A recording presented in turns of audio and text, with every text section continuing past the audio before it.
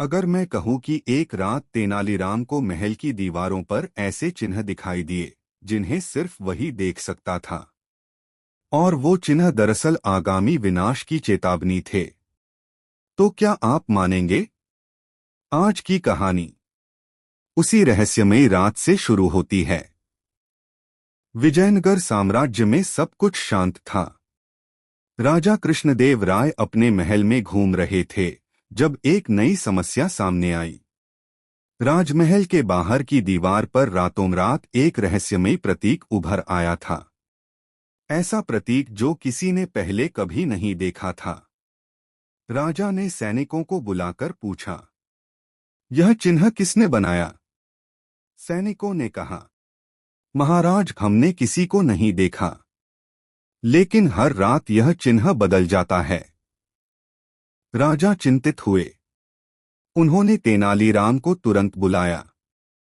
तेनाली दीवार के पास जाता है, कुछ सेकंड चुप रहता है, फिर मुस्कुराते हुए कहता है, महाराज, यह चिन्ह मनुष्यों ने नहीं बनाया, यह एक बुद्धिमान छाया का काम है।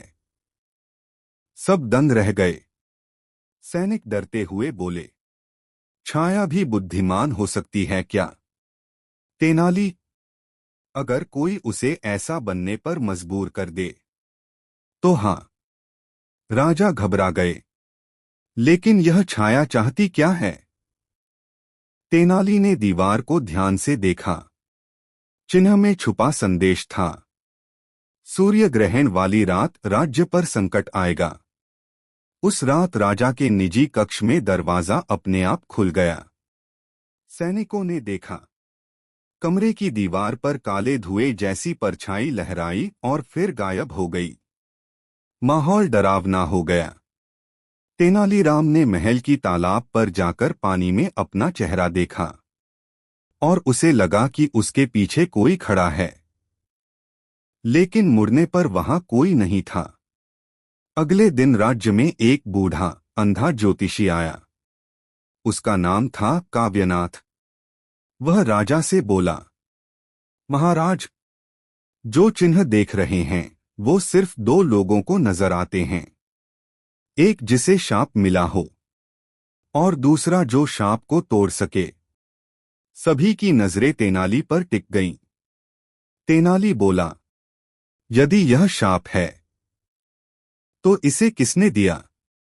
काव्यनाथ, वो छाया नहीं, वो मनुष्य है। कोई ऐसा व्यक्ति जो महल में ही रहता है। सभी दंग। तेनाली ने खुद जांच शुरू की। उसे हर सुबह दीवार का चिन्ह बदलता मिला। कभी आग का निशान, कभी आंख, कभी टूटे हुए सूर्य का प्रतीक। तेनाली समझ गया, किसी ने महल में दुश्मन का संकेत प्रणाली बनाई है और उसका लक्ष्य था ग्रहण की रात महल पर हमला। लेकिन छाया क्यों? तेनाली ने रात में दीवार के पास छिपकर पहरा लगाया। अचानक एक इंसान दीवार के सामने आया, लेकिन उसकी छाया पीछे नहीं पड़ी। छाया दीवार पर खुद चल रही थी।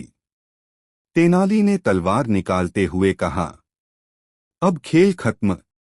असली गद्दार मैं जान चुका हूं।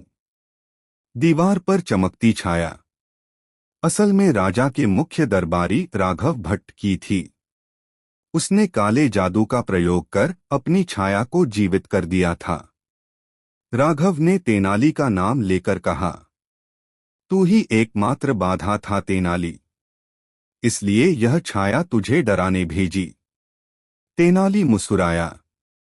डराने के लिए छाया चाहिए, लेकिन छाया को हराने के लिए बस दिमाग चाहिए। तेनाली ने सूरज की तेज किरणें एक दर्पण से दीवार पर फेंकी। छाया तड़पने लगी और कुछ ही पलों में मिट गई।